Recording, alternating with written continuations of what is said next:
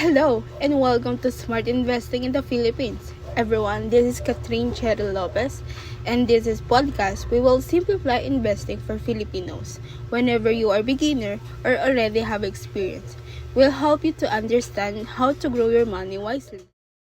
In today's episode, we're diving into important question where you should invest your hard-earning money.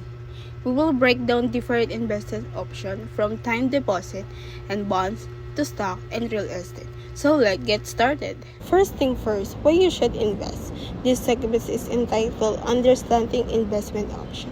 Simplify food saving money in the traditional bank account won't grow your wealth due to inflation. Yes, investment help your money work from you, but choosing the right option depends on your risk appetite, financial goals, and time horizon. First option is time deposit, the safe but low growth option. Time deposit are great if you want granted return with the minimal risk.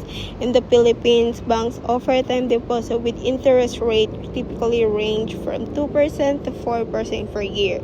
But keep in mind your money is locked in for the set period. It's good for those who would not want to take a risk but still want to earn more than a regular savings account. Second, bond or the middle ground. Bonds are basically loans wherein you lend money to the government or corporation in exchange for period interest payment. These are popular since they are low risk and offer 5% to 6% annual returns.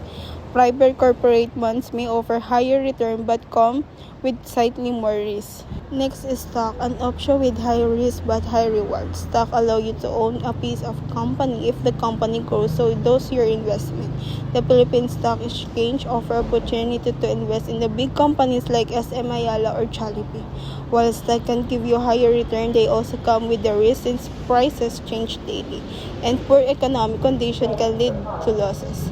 Therefore, stocks are best for those who can handle short-term volatility for the long-term gains. Lastly, real estate or tangible investment. Many Filipinos see real estate as the ultimate investment. Buying property whenever a condo, house, or commercial space can generate income through rental. However, investment in this requires large capital, long-term commitment, and maintenance costs. In Metro Manila, property value increase around 5% to 10% per year, but rental incomes depends on the demand. So which investment is right for you? Let's match with different financial goals. If you need emergency savings, then stick to time deposit for easily access. If you want stable income with a low risk, bonds are best option for you. Next, if you are aiming for the long-term growth, then stock are the ideal option. And if you want a passive income source, you can consider real estate but be prepared for the maintenance costs. Please let us all remember that no single investment is the best for everyone. It's all about your financial situation, risk tolerance, and investment timeline. Before we end this episode, let's discuss some common investment mistakes that we could avoid. First, investing without emergency fund. Always set aside at least 3 to 6 months worth of expenses before investing. This ensures you that you will not have to pull out your investment during emergencies. Chasing high return without understanding the risk. If an investment sounds too good to be true, then run. Be alert of scams promising granted with high returns. Not diversifying your investment. Don't put all your money in one basket.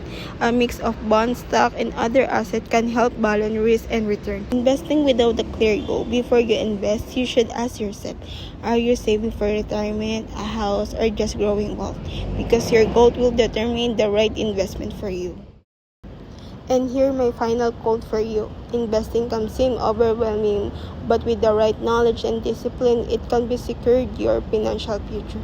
Whether it's time deposit, bonds, stock, or real estate, the key is start as early as possible.